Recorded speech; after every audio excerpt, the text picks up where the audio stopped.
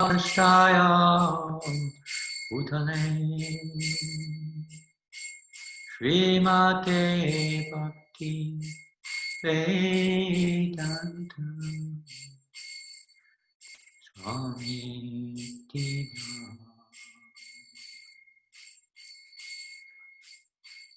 Namo Vishnu Padaya Krishna Kristaya Bhutale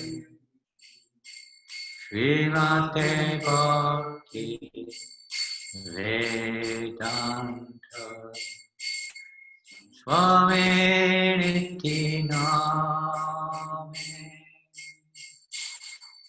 Namaste Saraswati Devi Gauravani Pracharine Nirvasesha Shunyavadi Ashtatradeshatarine Namaste Saraswati Devi Gauravani Pracharine Nirvasesha Sunyavadi Paschachadeshatani Jaya Shri Krishna Caitanya Prabhu Nityananda Shri Advaita Gadadhar Shri Vasari Gaura Bhakta Vrinda Shri Krishna Chaitanya Prabhu Nityananda Shri Advaita Gadadhar Shri Vasari Gaura Bhakta Vrinda Hare Krishna, Krishna Krishna, Hare Hare, Hare Ram, Rama Rama, Hare Hare, Hare Krishna, Krishna Krishna, Hare Hare, Hare Rama, Rama Rama, Hare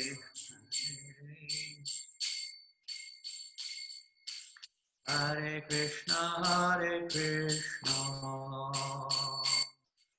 Krishna Krishna, Hare Hare, Hare Rama, Rama Rama, Hare Hare, Hare Krishna, Krishna Krishna, Hare Hare, Hare Rama, Rama Rama, Hare Hare, Hare Krishna, Krishna Krishna, Hare Hare, Hare Rama, Rama Rama, Hare Hare.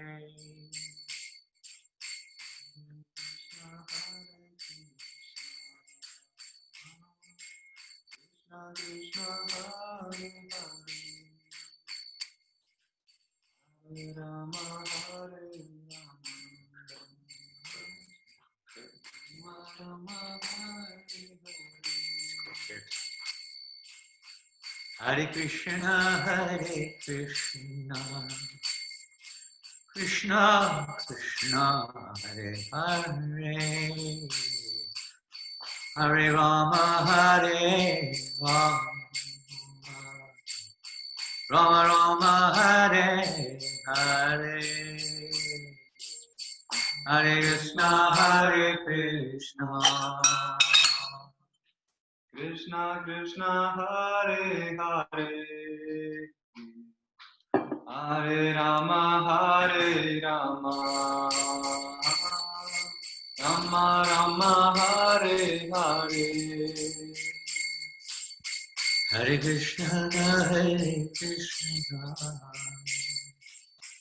Krishna Krishna, Hare Hare, Hare Rama,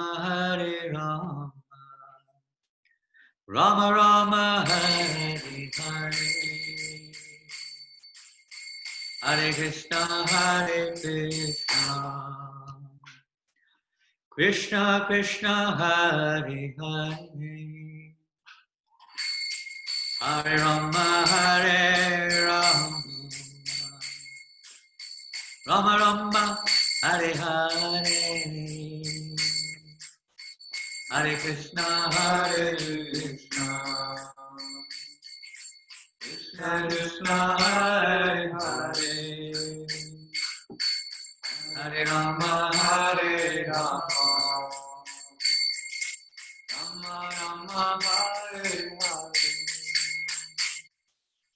Hare Hare, Hare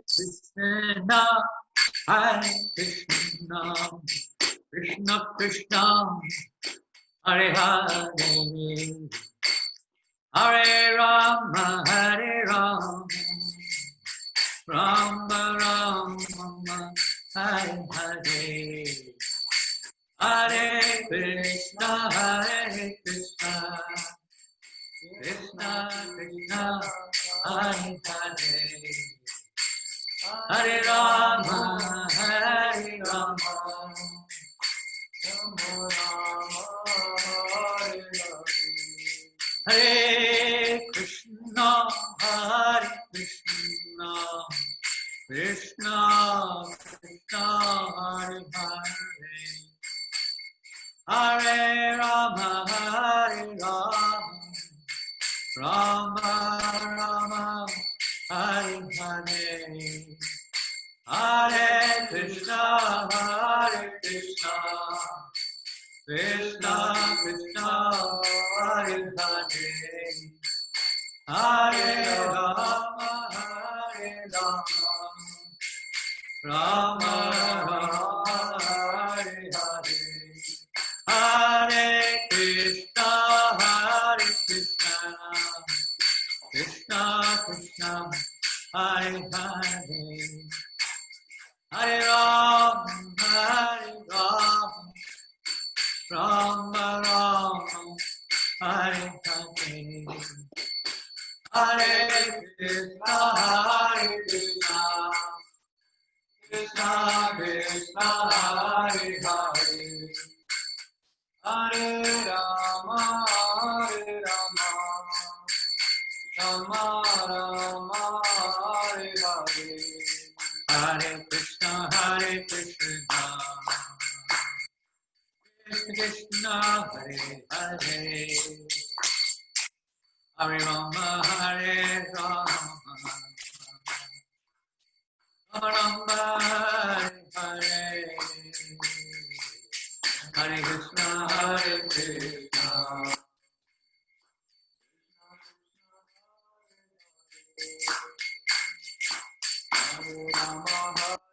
Rama, Rama Rama, Hare Hare, Hare Krishna, Krishna Krishna, Hare Hare, Hare Rama, Rama Rama, Hare Hare, Hare Krishna, Krishna Krishna, Hare Hare, Hare Rama, Rama, Hare Hare, Hare Krishna, Krishna Krishna, Hare Hare, Hare Rama,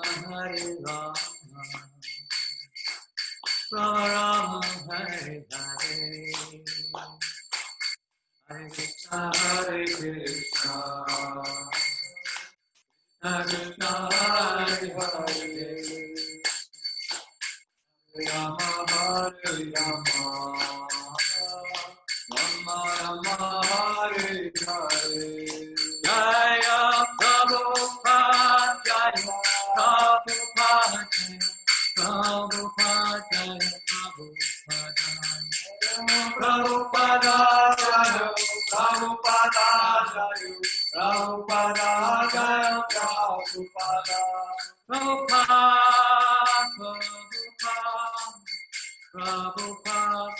Jaya Prabhupada, Jaya Prabhupada, Prabhupada, Jaya Prabhupada.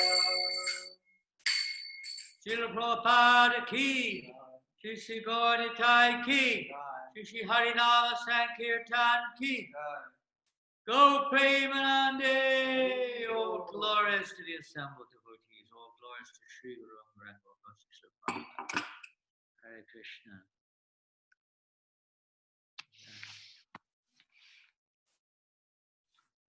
Well, welcome everybody. Hare Krishna. This evening we'll be carrying on with Lord Kapila Dev's teachings to his mother Devahuti from the third canto, but we'll start with Jai Radha Madhava.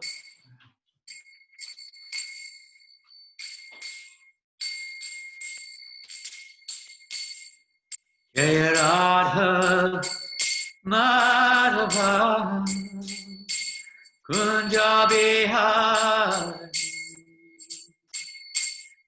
Jai Radha Madhava Kunja Bihari, Gopi Jana Vallabha Girivardhari, Gopi Jana Vallabha Girivardhari, Yasodhanandana Raja Janarandana,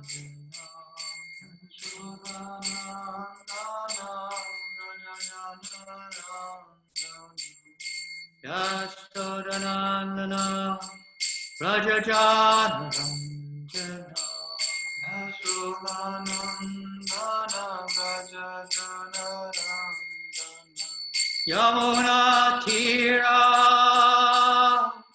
Anachari, Yamuna Tira Anachari, Yamuna Tira Anachari, Yamuna Tira Anachari, Jai Radha Madhava Kunja Bihari,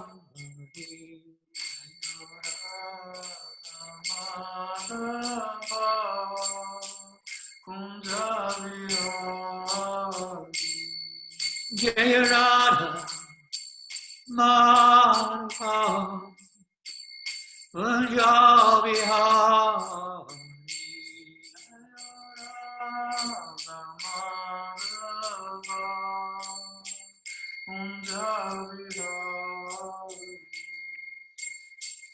Gopi Jana Vallabha Girivardhari,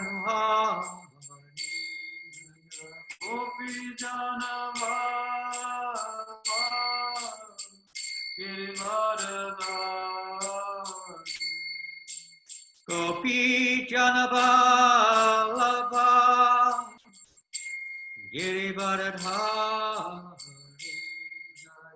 Gopi Jana Vallabha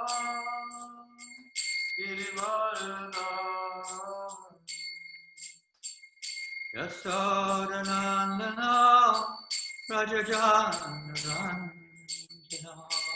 Yasodanandana Rajajanandana Yasodanandana Rajajanandana Yasodanandana Rajajanandana Yamona Tira Yamuna Tira Yamana Tira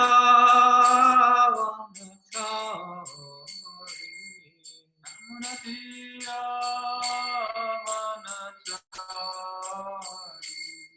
Jaya Radha Madhava Punjabi Hari Madhava Punjabi Jaya Radha Madhava Punjabi Hari Madhava Punjabi Hari Hare Krishna Hare Krishna Krishna Krishna Hare Hare Hare Rama Hare Rama Rama Rama Hare Hare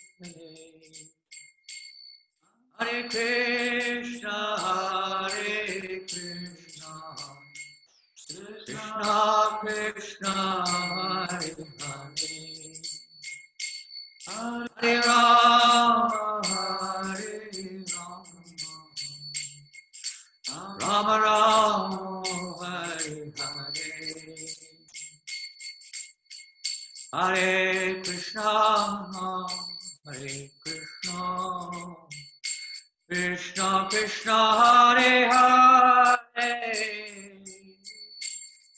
Hare Rama Hare Rama Rama Rama Hare Hare Hare Krishna Hare Krishna Krishna Krishna Hare Hare Hare Rama Hare Rama Rama Rama Hare Hare Hare Krishna Hare Krishna Krishna Krishna Hare Hare Hare Rama Hare Rama Rama Rama Hare Hare Hare Krishna Krishna Krishna Hare Hare Hare Rama Rama Rama Hare Hare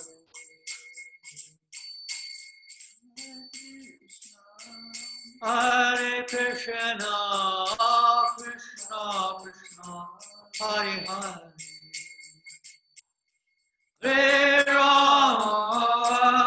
Hare Rama Rama Rama Hare Hare Krishna Krishna Krishna Hare Hare Hare Rama Rama Rama Hare Hare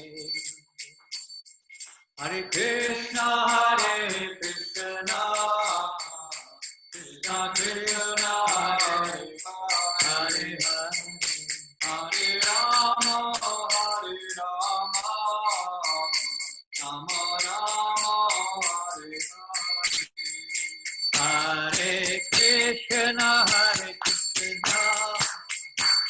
Krishna Krishna Hare Hare Rama Rama Rama Hare Hare Hare Krishna Krishna Krishna Hare Hare Hare Rama Rama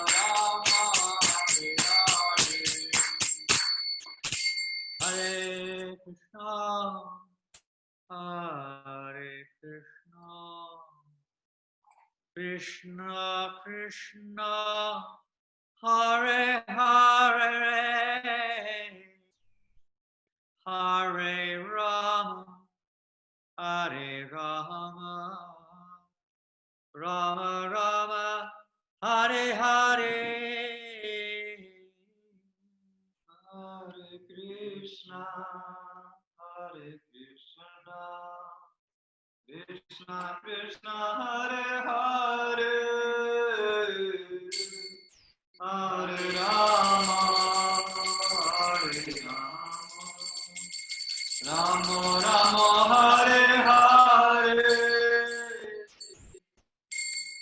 Gaur Premanandi, Jaya Vishnupada, Paramahamsa Parivrajapacharya, Shkata Satyasri A.C. Bhaktivedanta Swami Prabhupada ki, Ananta Kota Vaishnavindra ki, Namacharya Shlavidasa Thakur ki, Prem Se Kaho Sri Krishna Chaitanya Prabhu Nityananda, Shri Advaita Gadadhar, Shri Vasadi Gaura Bhaktivinoda, Shri Radha Krishna Gopa Gopinath, Shama Kunda Radha Kunda Giri Govardhan ki, Shri Vrindavan Dham ki, Shri Mayapur Dham ki, Jagannath Puri Dham ki, Ganga Maya ki, Jamuna Maya ki, Tulasi Deva ki, Bhakti Deva ki, Samaveta Bhaktivinoda ki, Lord Chaitanya's Harinam Sankirtan ki, Brihat Madanga ki, Srila Prabhupada ki, Shri Gaurnitai ki, Harinam Sankirtanam ki, Brihat Madanga ki, Srila Prabhupada ki, Go Premanandi, all glorious to the assembled devotees,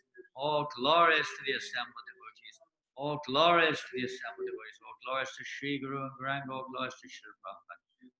Nama Om Vishnu Padaya Krishna Prasthaya Bhutale Shri Mate Bhaktivedanta Swami Namani Namaste Saraswate Devi Gauravani Pracharine Nivasesha Shanyavari Paschatya Deshatarni.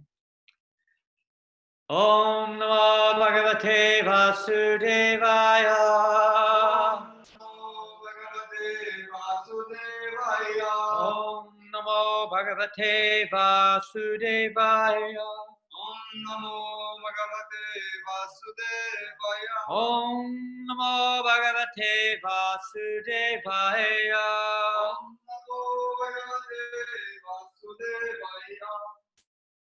Narayanam Namaskritya Naram Chaiva Narottamam Devim Saraswatim Vyasam Tato Jayam Mudirayat Nastaprayeshu Bhadreshu Nityam Bhagavata Sevaya Bhagavati Uttamastoke Bhakti Bhavati Naishtaki. Hare Krishna. This evening we're reading from Srimad Bhagavatam, Canto 3, Chapter 25, Text 20. If Vasikananda Prabhu, if we can put the verse up, if possible. Thank you. We've heard the last few weeks about the history, a little bit of the appearance of Lord Kapila, about the relationship between Kardama Muni and his wife, Devahuti, and how Kardama Muni left home, and the Lord had appeared as his son, Kapila Dev, and how Devahuti was now taking instructions. She submitted herself to her son to relieve her of the, let's say, bondage in this material world. She accepted him as her spiritual master to sever the attachments, the bondage in this world, to release her from her entanglements. And now Lord Kapila Dev has been speaking. We've heard him introduce the process of how perfection, of how to get released from this world through the process of yoga, accompanied with knowledge and detachment. And now he's coming to the essence of this instruction, how to achieve that perfection. Knowledge is one thing, how to utilize that knowledge and how for that knowledge to become realized. And in this verse, which we mentioned briefly last week, or whenever it was, last Saturday, we did this verse also only partially, because it's the main subject, it's the foundation, you could say, of the process of devotional service, although it's not directly one of the limbs, but it's the actual, or let's say it's one of the limbs, it's not one of the actual practices, but the association of devotees is the foundation from which all forms of devotional service can grow. It's like soil, we have to have good soil for the seeds to grow. So whatever seed of bhakti may be there, the association of devotees facilitates its growth.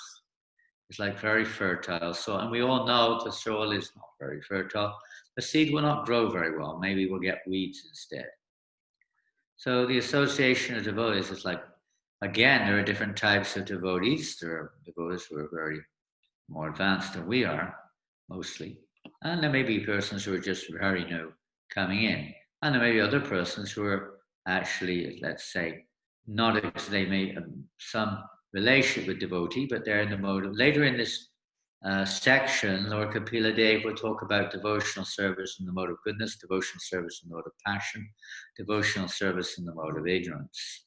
So some people's devotional service is very much covered by ignorance, and in fact, devotional service becomes almost like a shadow, and there's hardly any real substance there at all. And mostly it's a material substance which appears through the veneer, the shape of devotion, but it's not really devotional service. Such association may divert our attention away from the objective goal.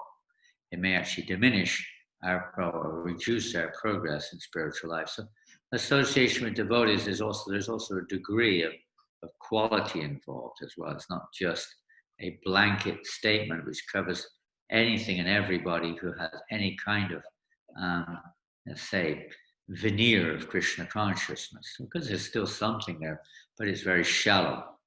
And you know, if you jump into a very shallow body of water, we tend to hit our head or get injured or whatever it may be. So we've got to be a little careful also in that regard. In principle, the association of devotees is the foundation. It is the fertile soil in which all forms of, or all aspects of devotional service, whatever seed we have, can grow and flourish in the right. The seed will grow and flourish as long as the soil is moist or whatever it's meant to be, and is fertile, and we avoid the weeds and so on our cultivation of the plant. So this is the process of devotional service, founded on this. So another good example which is sometimes given is that of a lotus flower. We don't have lotuses growing wildly in many of the countries of the world, but in tropical countries, because there lotuses grow in many ponds, and there are certain requirements for the lotus to grow. Some lotuses blossom in the day and some at night. Let's take the day blossoming lotus, what is pink one, whatever, blossoms in the day. So when the sun rises, the lotus blossoms. So the lotus also, of course, must be attached to the ground. If it's severed, it will die. It has to be attached to the ground. So the sun is likened to Krishna. In the presence of Krishna, the lotus blossoms. The lotus also has to be attached to the ground. In other words, to the paramparada, it has to be connected to the paramparada cyclic succession. But that's not enough. There must be water. It must be surrounded by water, and the water represents sadhu sangha, the association of devotees. All three factors must be there. And the association of the Vaishnavas, the devotees, and of course by the direction of the spiritual master, also guidance is given to remove any unnecessary impediments on the path, or any weeds or dangerous things. The warning or the direction is given there. So all three are required: Guru, Shastra, and also Krishna, and he manifests in the form of Shastra also. So all these factors are required for our tender creeper of devotion to mature and to release us from the entanglement in this material. So tonight's verse, we'll now read it together, please. Prasangam ajaram pasham atmana kavayo viduhu Atmana kavado vidu. Seva sadhushu krito Saiva sukrito. Mokshadwaram apavita Mokshakaram apavita. Prasangam ajaram pasham Nasanga madaram pasha. Atmana kavayo viduhu. Atmana kavayo vidu. Saiva sarushu pito. Saiva sadhushu pito. Mokshadwaram apavitam. Mokshadvaram apavitam. Prasangam, Sangam. attachment. Ajaram, Ajaram. strong. Strong. Pasham, entanglement. Atmanaha, of the soul. Kavayo, learned men. Viduhu, no. Saha eva, that same. Sarushu, to the devotees. Kritaha, applied. Mokshadwaram, the door of liberation. Apavritam, open. Translation and purport by Srila Prabhupada. Every learned man knows very well that attachment for the material is the greatest entanglement of the spirit soul. But when that same attachment is applied to the self-realized devotees, it opens the door of liberation. And last week we read a little bit of the purport. Some of you may or may not have been with us. So I'll read it again. To hear a good thing over and over is very good. Purport by Srila Prabhupada. Here it is clearly stated that attachment for one thing is the cause of bondage in conditioned life. And the same attachment, when applied to something else, opens the door of liberation. Attachment for material things is called material consciousness. And attachment for Krishna or his devotee is called Krishna consciousness. Consciousness is therefore the platform of attachment. It is clearly stated here that when we simply purify the consciousness from material consciousness to Krishna consciousness, we attain liberation. An important point Prabhupada mentions here, attachment, how consciousness rather is therefore the platform of attachment. It's not the mind. The mind may come up with so many different ideas or thoughts, pictures. There's a consciousness which is attached or detached. The mind is just like, you could say, like a television screen, more or less. Certainly the pictures and the desires, etc., which may be seen on the plane of the mind are a result of our past attachments or our past activities, our past sojourn in this world. But it's the spirit soul who is attached or not attached. We don't have to be attached to what we see in our mind. We don't have to identify with it. And that's the platform of the consciousness. Attachment is on the platform of the consciousness, as we're reading here. Consciousness is therefore the platform of attachment.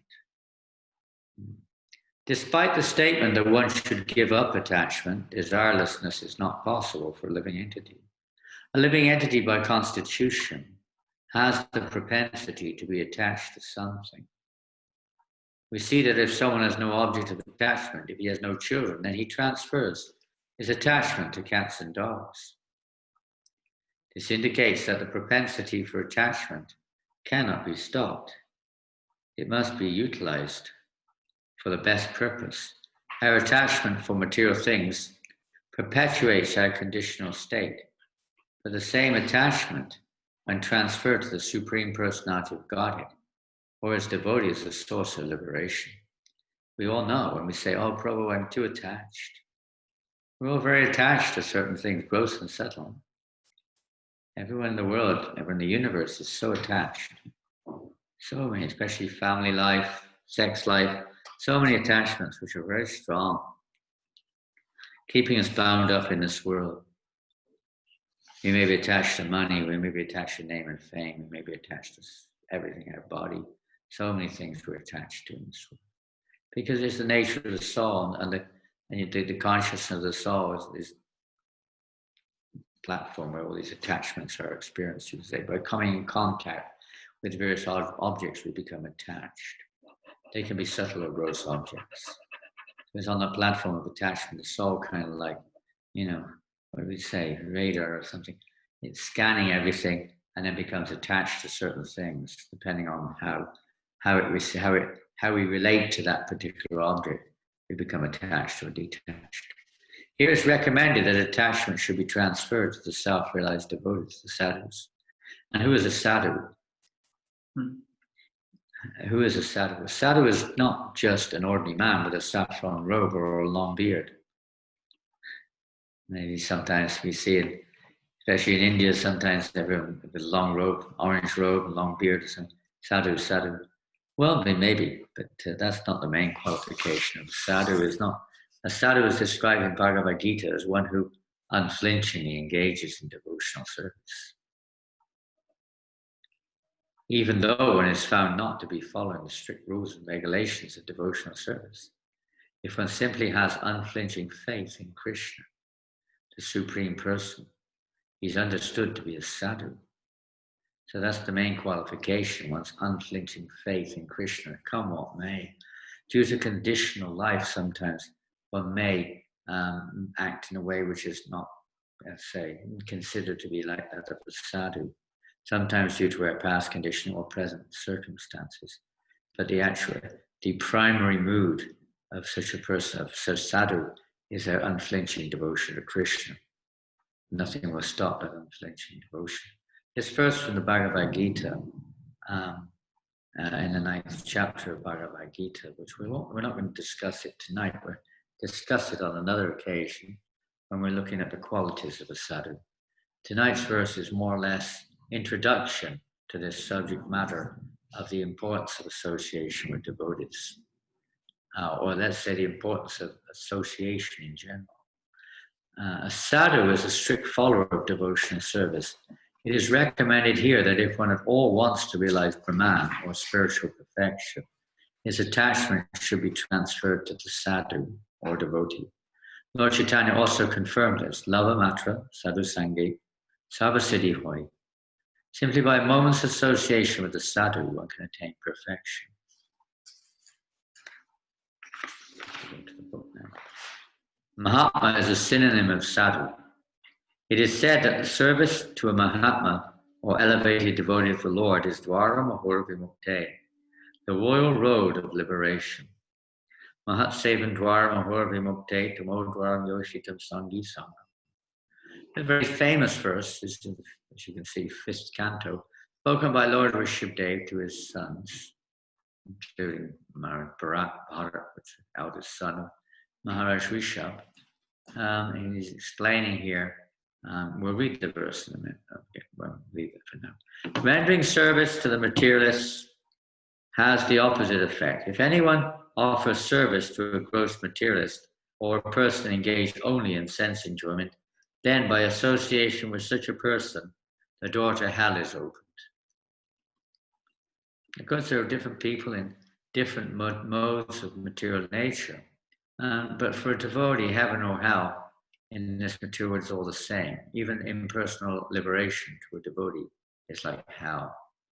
Anywhere without devotion to Krishna, without the opportunity or without the consciousness of serving Krishna, is like a hellish place. A horrible place.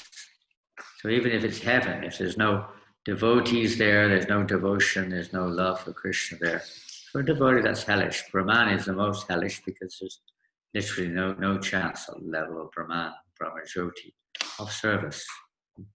Everything is homogeneous. There's no variation there. So for devotee, the Brahmajyoti is the worst stage, worse than even hell. At least there's a chance to preach. There's a chance to somehow or another be conscious of Krishna.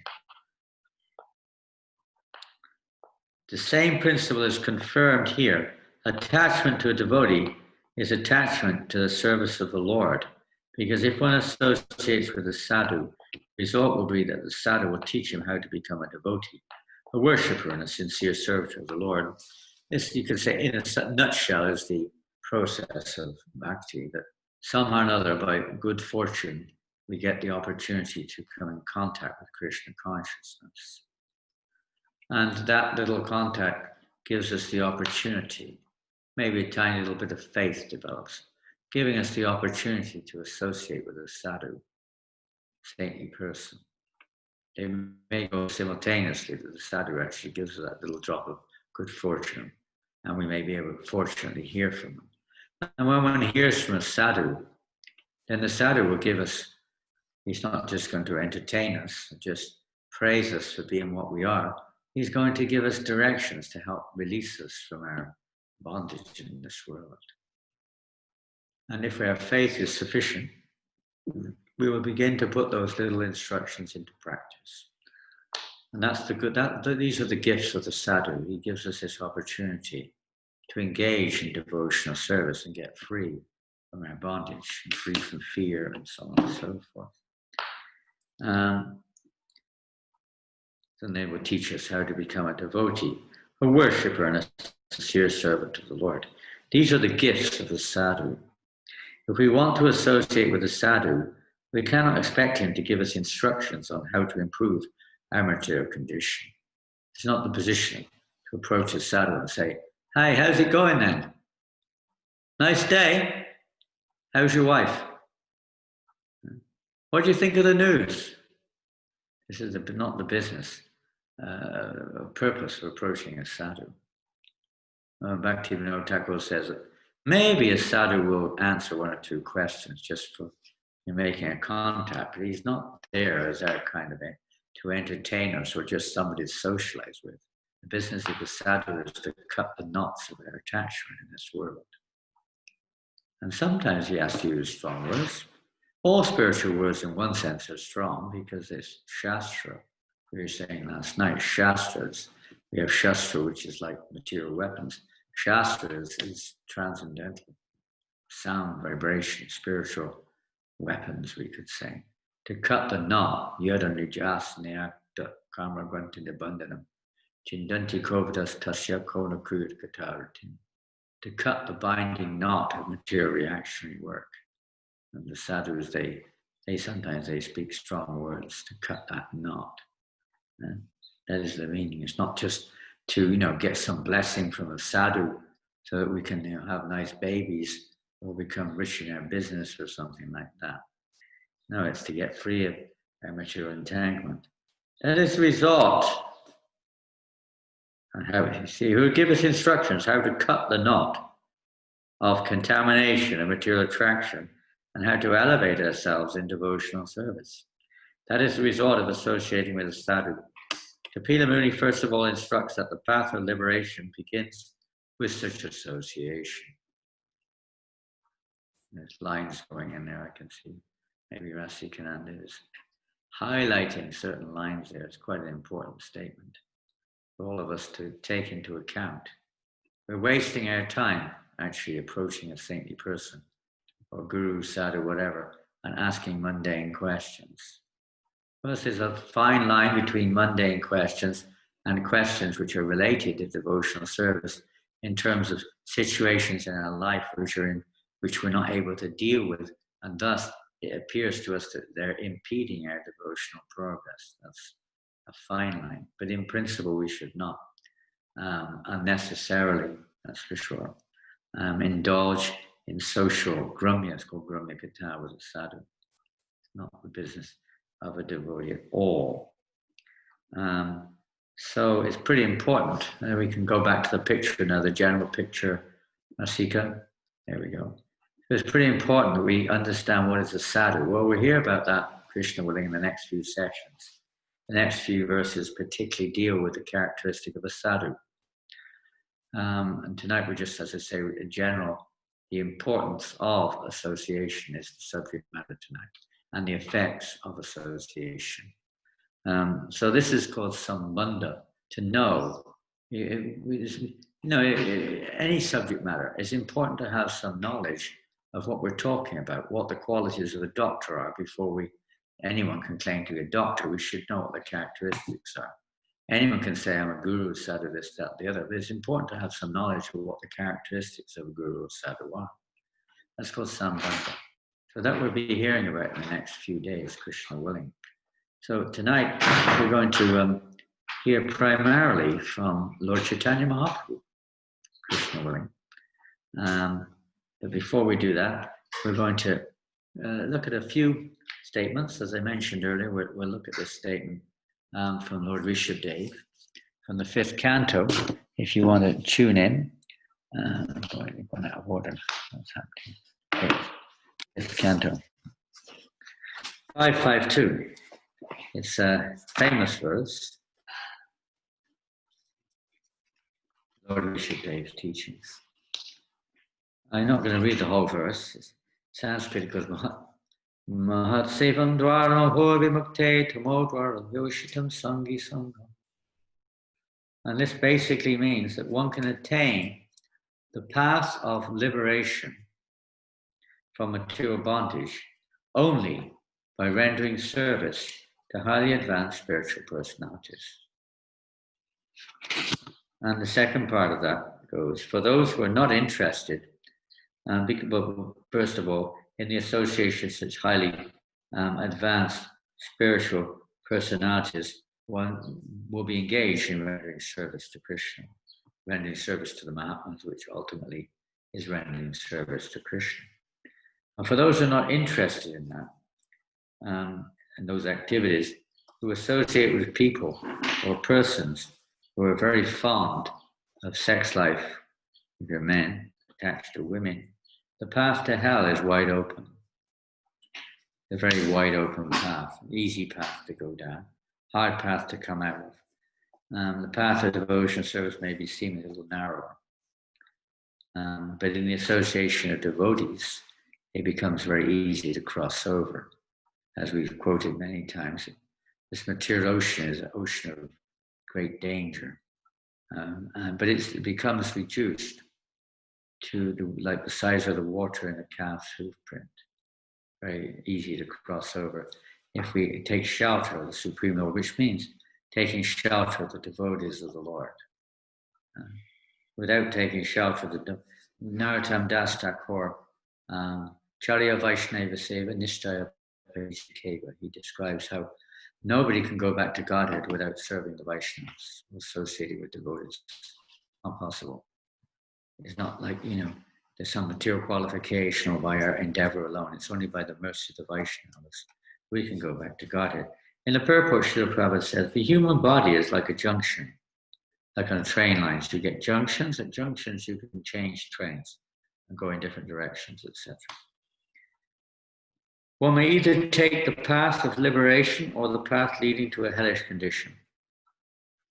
Within the hell, that means a material path. How one can take these paths is described herein. On the path of liberation, one associates with Mahatmas. On the path of bondage, one associates with those attached to sense gratification and women, which can be extended to mean any kind of, bodily identification, family life, children, and so on and so forth become extremely attached. And that keeps us bound up in this material world. And as Prabhupada said in the previous purport, if one doesn't have any family members, one becomes attached to a dog or a cat or something like that. This is the situation in this material world, how important association is in our progress in spiritual life, or even in the material world to become successful in any activity. Generally, we associate with successful people in that activity. Whether it's knowledge, whether it's sport, whether it's music, whatever, we get trained by persons who are expert. We associate with them and we develop those characteristics like that. So similarly, especially in devotional service, the association of devotees. If somebody doesn't have something, they can't give it to us. So we have to have a little bit of Sambandha Gyan to know who to associate with, more advanced devotees who can help us in our devotional service, because it is the association of devotees which evokes the rising of the Bhakti Creeper within our hearts. Now, there's a very interesting book. This book is called the Narada Bhakti Sutra. Now, this book is not translated by, I think the first few verses may have been translated by Srila Prabhupada. I'm not sure, but I think they were. Yeah, the first few verses were translated by Prabhupada, but not the whole book. But I'll read some of the verses from this book. This is a book called Narada Bhakti Sutra, which is, of course, originates from Narada Muni. sutra means like in a nutshell, like essence of the philosophy. Like we have Vedanta Sutra, which summarizes the entire Vedanta or the Vedic knowledge, the conclusion of the Vedas. And so these are Bhakti Sutras, conclusions of Bhakti. And in this section of this book, which you probably don't have access to, this is text 30, Sutra 38 onwards, Narada Muni is talking about the causes of the awakening of Bhakti or devotion. He says, primarily, however, he's described many other things which may be seen to cause Bhakti. But then he says, primarily, however, one develops Bhakti by the mercy of great souls, or by a small drop of the Lord's mercy. So mercy is the main thing. Then he goes on to describe the association of great souls can be attained, but only by the Lord's mercy. Just like we sing every morning at Mangalarti, if you are fortunate to be able to do that, or you do it. Yasya prasada bhagavat prasada yasya prasada nagatikatopi. By the mercy of Krishna, one gets a spiritual master. By the mercy of the spiritual master, one gets Krishna. The association of devotees is very rarely obtained. We should search for it. And it's by the mercy of the Lord. The devotees are always present. There are always devotees in this world. It's just that we may not be able to recognize them because of our conditioning. They're not always easily to recognize, and they don't always make themselves easily to be seen. One can attain bhakti either by the association of the Lord's pure devotees or directly by the Lord's mercy. The Lord and his pure devotees are non-different. Yes, the Lord can do anything he likes, but the general way is by the mercy of devotees. This is also described many times in Nectar Devotion, Caitanya Caritamrta, many times. So then Narada goes on, strive only for the association of pure devotees. One should give up, so that's the hankering. We should really desire that association, because by desire, and this is where the soul comes in. Sometimes we hear the soul is not the doer. In conditioned life, basically speaking, the soul is just maneuvered around by its karma and by the modes of nature, acting according to its conditioning. But the real living entity's free will is this opportunity to take shelter. As Devahuti has come to that point where she's exhausted. And as Queen Kunti said, when one is exhausted, one has to be exhausted with this material world. So we have no mixed desire. When one's desires become unflinching, when one's desires become complete, then one can really take shelter of the pure devotees of the Lord, and one will strive for their association. Whatever it is, if we want to get out of this material, this is the free will of the living entity. Do we want that association or not? Or do we want association of persons who will tell us what we want to be told? Yes, you're doing very well, just carry on, give me some money, I bless you to carry on as you are, or whatever it is. That's not the point.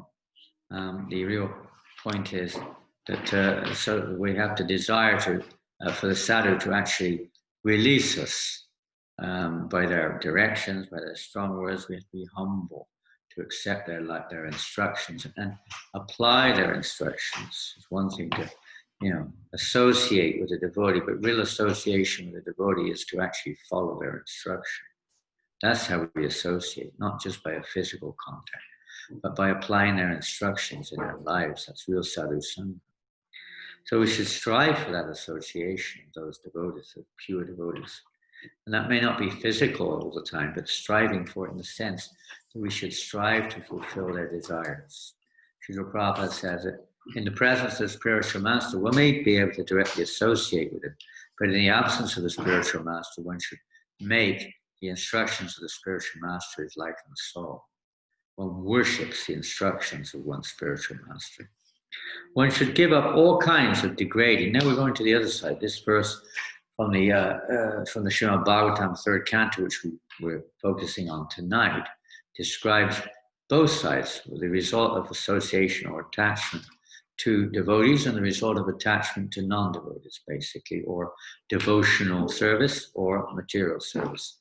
So one side is to associate favorably with devotees, knowing what it means, the aspect of sambandha, to understand what it means to associate with devotees. It's not a social club. It's not a back-scratching club. It's a club, if you want to call it at all, club which will smash our material desires. Not a very, most people, you say, will you join my club? What club is it? Oh, my club is one which will smash your material desires. They will not be very interested. That's Lord Balaram. That's what it means. He holds the club to smash our material desires in the form of the spiritual master and the Vaishnavas. We may not want that quite yet, but he does it in a way which is also in some, you could say, up step by step by step. So it doesn't always feel quite like all of a sudden, boom, step by step, like learning to walk or something. One should give up. So on the other side is one should give up all degrading association. Well, we kind of heard what degrading association. There's so many verses in the Srimad Bhagavatam and other scriptures warning us about various kinds of degrading association. It could be our own minds. Usually it is, if we're not careful. Mind can be friend or enemy. Depends on, in a sense, it's not even the mind. The mind may show various pictures, but it's us, our consciousness, which way we go. Are we going to focus on the bad things in our mind, the material things in our mind, the envious things, the lusty things, whatever it is that come up in our mind, or are we going to focus on the points of Krishna consciousness in our mind? Materially, it'd be good or bad, but ultimately it's spiritual or material. So what do we want to focus on? That's our choice. And that's where where will the consciousness focus? Will it focus on this, or will it focus? If it focuses on the good things, our mind is the friend, because it's actually helping us. It's that those pictures will come through and purify us, and solve desires, and consciousness then becomes more and more purified and not interested in the dirty things, because one will get so much more pleasure out of the good things, or the spiritual things, let's see. So avoiding that association, and externally, of course, all the time, family members trying to drag us down, society trying to drag us down in their minds, pick us up, material nature attracting our attentions, all kinds of sensual pleasures which come before us, temptations of various kinds, the tendencies which we've developed, the characteristics which we've developed, of pride and envy and so on. All these various factors which drive us to make decisions, drive us in our attachments and detachments, our pleasures and pains, our duality and so on. Are we going to be guided and controlled by all of this or not? That's the question mark. So that type of association will drag us down if we allow ourselves to be affected or controlled by it. Controlled by our lower nature, or whatever we wish to call it, or controlled by others, especially if we associate with persons who are very materially inclined, or very sensually inclined, especially the opposite sex. It captures our consciousness. The picture comes in the mind, and our consciousness becomes captured. Our intelligence becomes bewildered, and we start planning how to satisfy that desire by utilizing our senses in various ways, and we become terribly entangled in this material world. So then he goes on to say, or is that the last verse we're going to read? I'm not sure. Let's see. One more. Then Narada goes on to say, material association is the cause of lust, anger, confusion, forgetfulness, loss of intelligence, and total calamity. In other words, he's basically repeating what Krishna says in the second chapter of Bhagavad Gita. Jayate, what's that verse called? Jayate Vishayam Pumsam Sangat Sanjayate. Tesham, that by contemplating the objects of the senses, one becomes attached.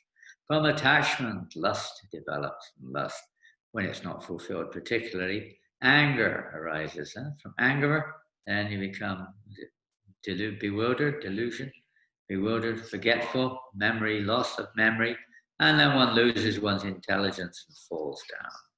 One makes all the wrong decisions because our consciousness has been captivated by various material objects manifested in the mind. So therefore, Krishna consciousness.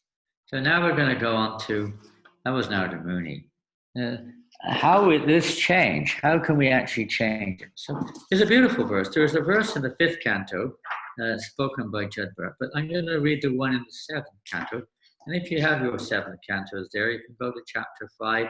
This is a verse by Prahlad Maharaj. And he's quite bold here. He's talking to his lovely dad. And my demon dad, I call him sometimes. And there's 2 famous verses spoken before this, of this text 30 and 31, but time doesn't allow us to get into such detail. Oh, time is on the wall. What is time doing on the wall? Time is everywhere in the material world. So we're going to go to text 32 if you want to look it up, chapter 5, canto 7. Aishamatishtavadarukkramangrim Krishyatyanartha pagamoyadatam Mahiya Sampadavachobhishekam Nishkinchanananga Vinitayava. And here, Maharaj says to his dad, unless they smear, well done, that was quick. Unless they smear upon their bodies the dust of the lotus feet of a Vaishnava, completely free from material contamination, persons very much inclined toward materialistic life cannot be attached to the lotus feet of the Lord, who is glorified for his uncommon activity. Only by becoming Krishna conscious and taking shelter at the lotus feet of the Lord, in this way can one be freed from material contamination. Of course, that didn't inspire Hiranyakashipu in a positive. It inspired him to become extremely angry, as we just heard. This is the result of persons who are very materially attached, or persons who associate with people who become materially attached, or material objects. We may be attached to material objects, like tendencies that we have, attractions that we have. And we could give like mundane music, politics, what else? Sport, mobile, unnecessarily using our mobile phones, being super duper attached to it, more than needed, over endeavoring for material things which are not really necessary. Because that may be used in Krishna's service. But sometimes we get overly attached to anything, cars, this thing, that thing. What to speak of the ones we've already mentioned. So many different things may distract our attention. So all these various objects of attachment, they carry the living entity away. So unless we smear, what does it mean? Does it mean we go around all the devotees, every devotee, hold on, just stay still a minute, and you take out a knife and you start scraping the bottom of their feet, filling up a little bucket with dust from everyone's feet. And then you go back home and you rub it all over you. Well, there's a nice sentiment, but that's not the deeper meaning of this. It means we have to absorb ourselves in the association by licking up or lapping up through the ears, the oral reception. We drink the nectar of Krishna consciousness through the ears. We hear their transcendental instructions, whatever they're talking, Krishna Katha, whatever it is. We drink it up through the ears. And that goes into also fully engaging ourselves in their service. So that's what it means to smear our body, or unless they smear upon their bodies the dust of the lotus feet of Vaishnavas, completely free from material contaminations. This is the secret of becoming purified. In other words, by association with devotees.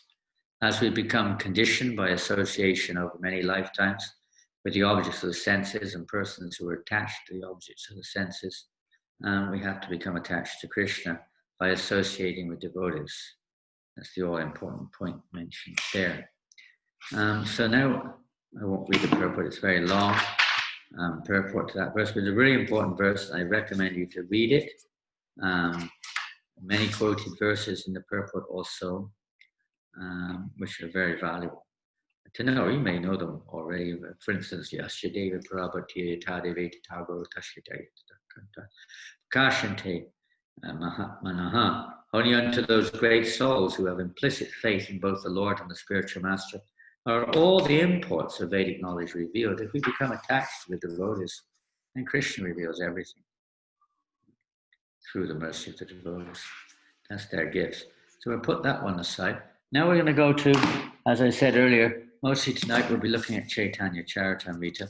We just have an introductory verse. This is in the first Madhya Lila of the Caitanya Caritamrta, text number 59, chapter 1, wherein Krishnadas, I guess it's Krishnadas Kaviraj speaking, I'm not sure, but whoever it is.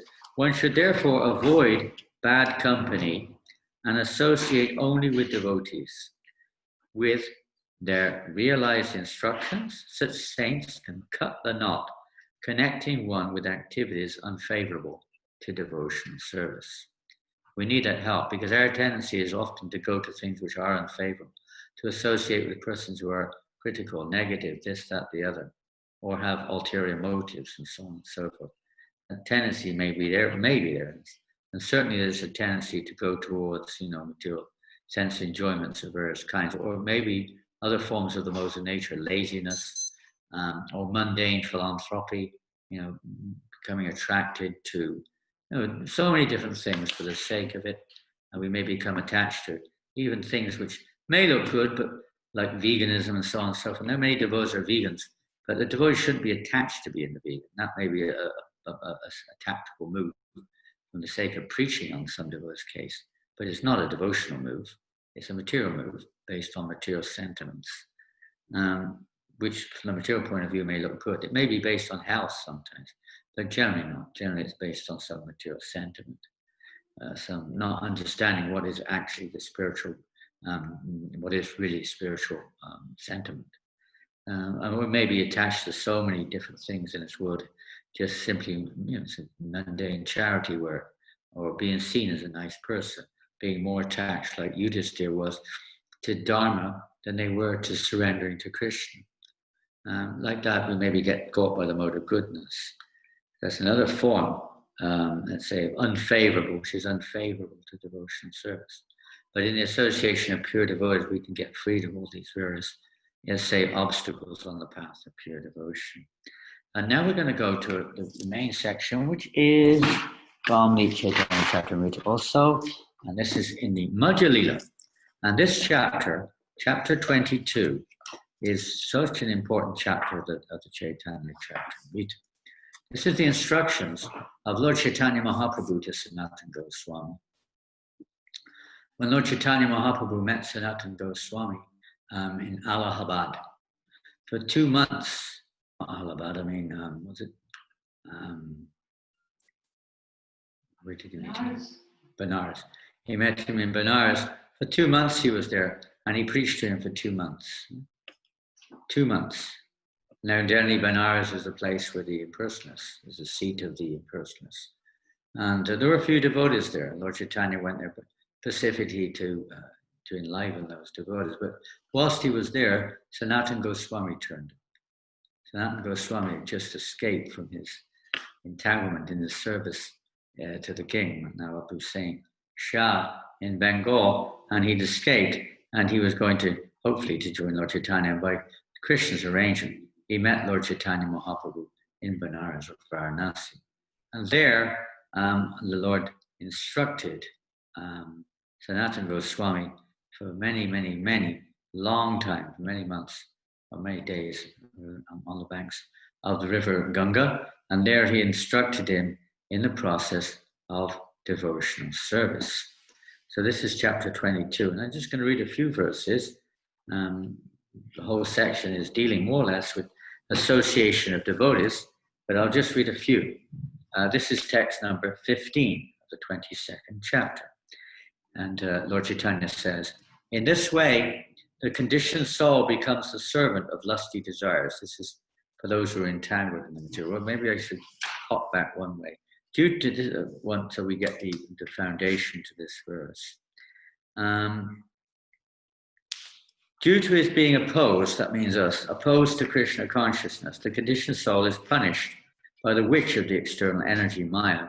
Most we don't see Maya in the bigger picture as a witch, but she acts like a witch because witches, they have these conjuring tricks and they bewilder us by their conjuring tricks. So Maya bewilders us by her conjuring tricks. She causes us to forget our real identity and causes us to identify with this material world as our own, and this body as being me. So this is like her, she's like a witch like that. So he is thus ready to suffer, the living entities, they're ready, he may not want to, but he's being prepared to suffer the threefold miseries brought about by the body and mind, inimical behavior of other living beings, and natural disturbances caused by demigods. In this way, the conditioned soul becomes the servant of lusty desires, because the living entity has to be attached to something, so it becomes lusty for things. Because we want to enjoy the constitution of the soul as Anandamaya Vyasat. We're always wanting to be pleased. We always want satisfaction. So we're looking for it. Without knowledge of Krishna, without connection with Krishna, what are we going to do? We only have, by Maya's arrangement, we're only aware of this material world to a certain extent. So we look to the material world for satisfaction of our desires, fulfillment of our desires, and we become very much desirous. It's called lust. Lust is you can say, the exact 180-degree opposite of love. It's the same basic principle, but when separated from Krishna, it becomes lust, because we see ourselves as the enjoyer. Love means to see Krishna as the enjoyer. And when these desires are not fulfilled, he becomes a servant of anger and continues to be kicked by the external energy Maya. You get a nice kick. Especially if you become angry, you often get in trouble, and it gets worse and worse. Wandering and wandering throughout the universe, he may by chance get the association of a devotee physician. The word mentioned here by Lord Chaitanya is a devotee physician. Just like when a person's very sick, he may luckily come across somebody who's, knowledge of medicine or whatever, and perhaps by good fortune he may become cured. So similarly, living entity is wandering aimlessly in this world, not knowing where they're going, maybe suffering, maybe aware of being suffering, but not knowing how to solve it, not knowing how to get out of it, not knowing what to do. Pretty much be word, maybe taking shelter of some material religious practice, which only improves your situation in the material world, or something even much worse. Wandering and wandering throughout the universe, he may by chance, get the association of a devotee physician whose instructions, just like a doctor gives medicine, Lord Chaitanya gave medicine too, in H.A. Shadi Mayanshi Bharavati. Harinama Mahamantalo Tumi Magi. Lord Chaitanya has brought the Oshadi, the medicine. He's appeared in this age to bring the medicine to cure us of the Bhavarog, of the birth and death that we're presently conditioned and controlled by. He's come to give us the medicine to free us from this disease. The disease is that we're thinking with the body, and that material objects and people around us are objects of our sense gratification. This is the disease, me and mine. So Lord Chaitanya has come to cure us of that disease. So when we get the chance to associate with devotees who are acting on behalf of Lord Chaitanya, Lord Nityananda, they're devotee physicians. And sometimes a devotee physician or a material physician has to make a cut. When we have a boil or some problem, sometimes they have to take a knife. The cutting sometimes has to be there to remove the problem. Or one has to give some, maybe not so tasty medicine sometimes, to cure the disease. So they come. What is their medicine? What are their gifts? Everyone's praising, naturally. Everyone's praising the doctors and the nurses these last few weeks in the coronavirus thing. But the most praiseworthy persons are those who free us from the material world, the great devotees, and their medicine is the instructions which they give, whose instructions and hymns make the witch of the external energy flee. Maya runs away. This is the special effect of this medicine. A disease is dissipated by proper taking of medicine.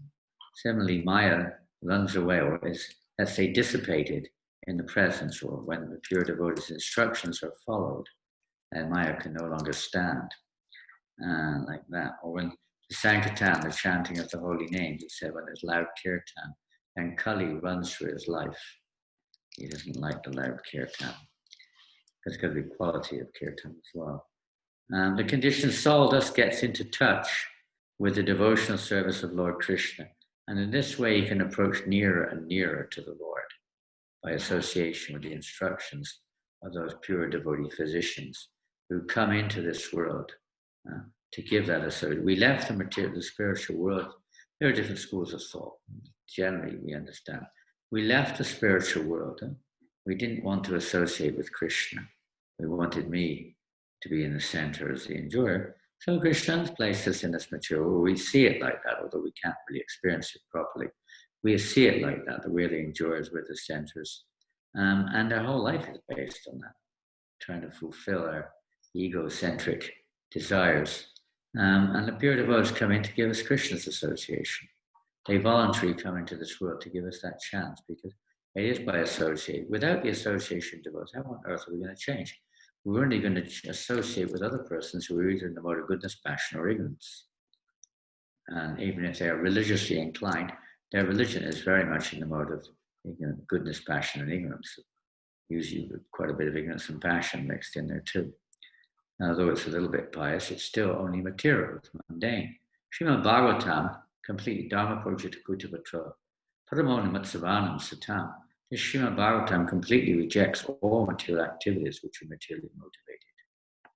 And this Bhagavatam is actually only to be experienced by those who are satam, those who are completely freed of all material affinity, non-enders, nirvita trishnas, those who have no more material tendencies, so to speak. In their association, our hearts can change. So they're very kind like that. They come into this material world to give that opportunity to us. And it's our choice whether we want to take it or not. We can either misuse the opportunity when we have it or not take it at all. Living entity gets that choice at some point of time. So now we're going to go on a little bit more into the teachings of Lord Chaitanya in this 22nd chapter to text number 35 of the 22nd chapter, where Lord Chaitanya says, after some beautiful verses of surrender, he then says, due to bad association, the living entity desires material happiness. And this may be material happiness.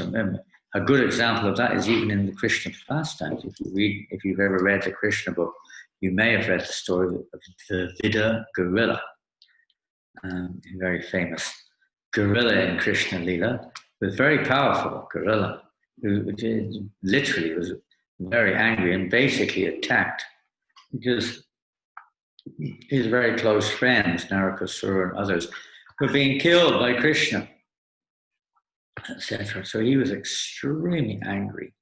He was a very close friend. He associated with this demon, Narakasura. And he became very demonic. So he became very much angry, and he attacked, and it was Lord Balaram, of course, he attacked Lord Balaram, as it happened to be, where he Vatika mountains. And Lord Balaram finished him off, of course. Initially, he tried to kill Lord Balaram. And the point which we're mentioning is that this Gravida gorilla was previously one of Lord Ramchandra's assistants in the Battle of Lankan. But he committed an offense to Lakshman. And due to that, later on, he fell into the bad association, Narakasura, and began to act demonically. So association, we have to be careful too. If we commit offenses in our devotional service, we may also fall under the impression of bad association and start to act inimically again. Offenses are offensive. Turning away from Krishna has placed us in this material world.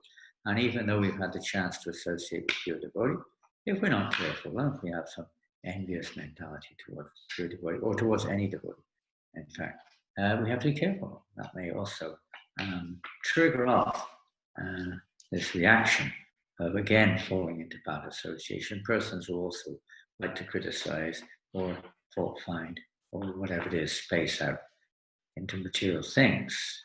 And then gradually we can drift away, our devotional enthusiasm wanes. We can drift away from the pure path and not actually have any attraction. One of the symptoms of advancing spiritual life is we actually begin to really appreciate the association of devotees, want that association. We're talking here proper association based on what we said earlier, not the mundane type of association, but the association which reminds us of Krishna. Then we're going to go on a little bit more. If such a person actually becomes intelligent, he takes to Krishna consciousness by engaging himself in intense devotional service to Lord Sri Krishna. Due to bad association, we develop material happiness, liberation, or merging into the impersonal aspect. So that's also bad. So we associate with Mayavadis. That's the worst association. And it's very easily done. So many people, you have no idea. And sometimes you have to be a little, okay. I was talking to someone yesterday and they're going, talking of a few things, Amma this and that, so many things. All Mayavadis, complete Mayavad philosophy. But people don't know it. You have to try to gradually bring them around to attraction to Krishna consciousness, explaining Krishna, the real nature of the sadhu, the real nature of the absolute truth. It may take a little time.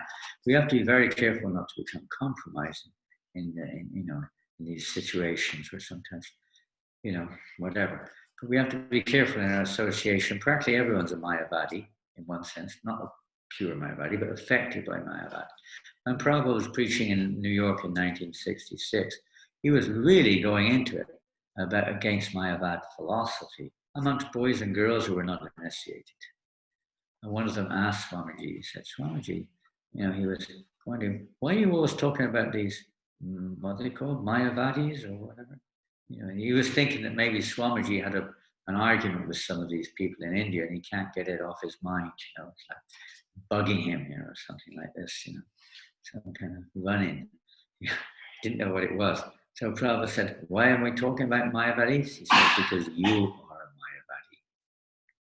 You are a Mayavadi. Because we're still seeing ourselves in the center. Mayavadis see themselves, they're proud, they see themselves in the center, they don't see anyone else as their authority. And the Maya influence of Mayavad philosophy.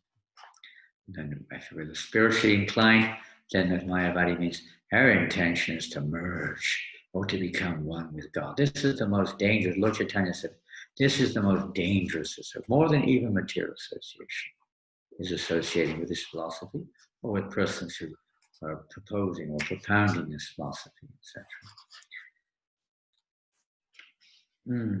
Or he engages in, even mystic yoga is considered here to be, bad association. Those who are mystic yogis were attached to, various cities we saw flying in the sky, very attractive. Entering so small, so big, reading people's minds, creating things, bringing things from far distance. Oh, how nice it would be. Mango, boom, mango, yes. God, gold, here you go, gold. God, he must be God. And people are easy food like this.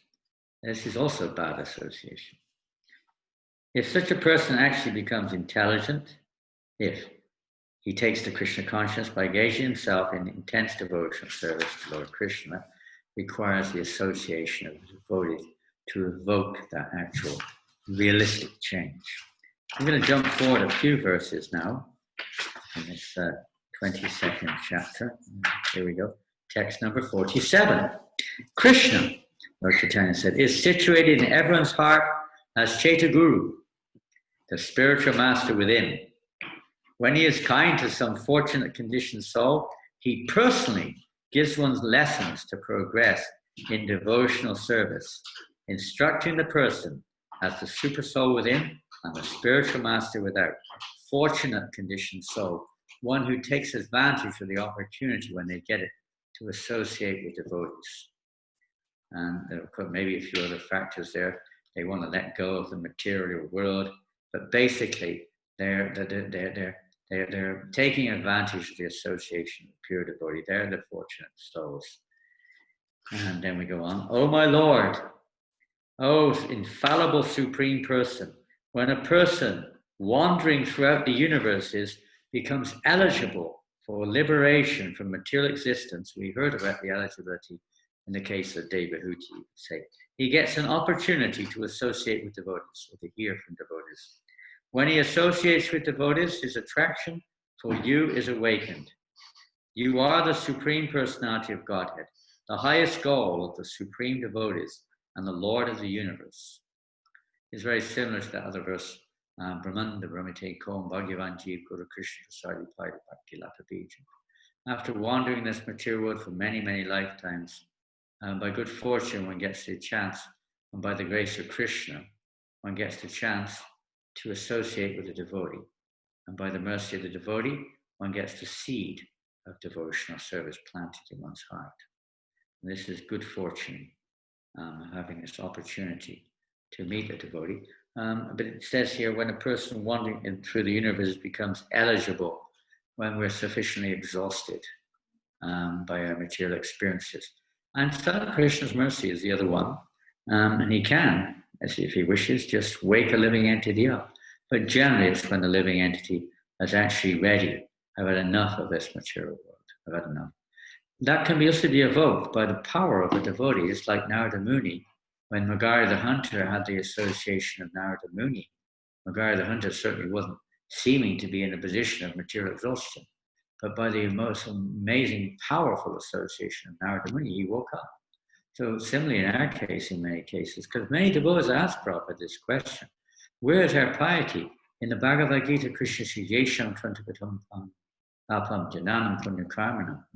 The one who has acted piously in previous lives and his sinful reactions have been eradicated and is free from the duality of delusion, can engage in devotional service with determination. So the devotee asked Prabhupada, well, I don't have any determination. Excuse me, I don't have any piety. I have a very impious life. How is it that I've got the good fortune like this? Prabhupada said, I've created you good fortune. This is the other angle. It's not about only becoming qualified. It's just having the good fortune of just somehow or another taking shelter of the devotees. The devotees' desire is to deliver all conditioned souls, even though they don't want to be delivered. So by their powerful preaching, their powerful association, they can even awaken, even in a highly covered heart, a devotional spirit can be awoken there. That's like Narada did in the heart of Maharaj. Of course, he gave him a vision of his karmic reactions for his sinful activities. But Maharaj accepted it and surrendered to Narada, and this was delivered, was purified. But similarly, we've got this opportunity by the grace of Srila Prabhupada to become pure for whatever our past may be. We may not have been so eligible in one sense, but by the mercy of the pure devotee, the power of his desire and his purity, that purity is, you can say, just like a very powerful light. You can sometimes put your hand up and you have a powerful light. You can see the light practically coming through the hand. It's so powerful. So we go on to another beautiful verse. Next is text number 49. By associating with the devotee, one awakens his faith in devotional service to Krishna. And this is the devotees have unflinching faith. Yasyadeva Parabhaktir Tadevi Tatagata, we heard this now. They have this unflinching faith in Krishna. And by associating with them, we can also develop that unflinching faith. Because of devotional service, one's dormant love for Krishna awakens, and thus one's material conditional existence comes to an end. Whereas our faith in spirit arises, our faith in matter, of course it becomes spiritualized, you could say, but our faith in material pursuit diminishes. And next verse we're going to read is text 51. I'll read 50 and 51. Text 50. Somehow or other, if one is attracted to talks about me and has faith in the instructions I have set forth in the Bhagavad Gita, and if one is actually detached from material things or material existence, his dormant love for me will be awakened by devotional service. Generally speaking, our slowness in making progress is because we've still got many attachments to things separate from Krishna or not favorable for devotional service, whereas material things, they're like anchors in the ground. We can row and row and row, and as long as the anchor's in the ground, we're not making much progress. So you have to let those anchors out. So both sides there, we have to hear about Krishna. We also have to let go of all the other stuff, which is really not favorable. Unless one is favored by a pure devotee, he cannot attain the platform of devotional service. The favor of a pure devotee is so important. Bhaktisiddhanta Maharaj says this is the key, the gateway.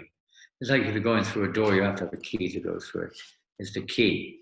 Service to the devotees is the gateway, but the key to open the gate is the mercy of the pure devotee.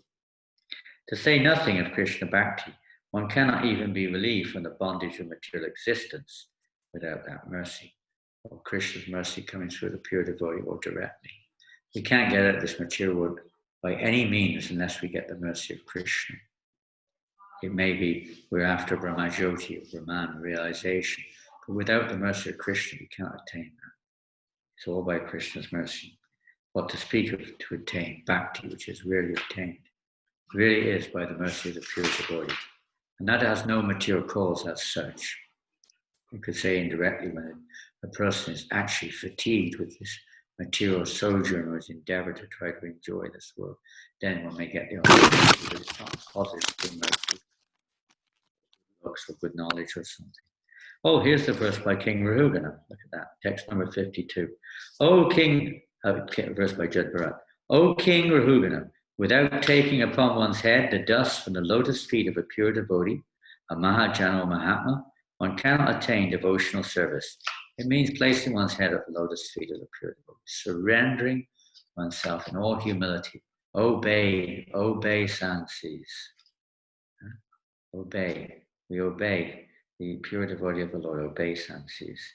One cannot attain devotional service without that. Devotional service is not possible to attain simply by undergoing severe austerity and penance.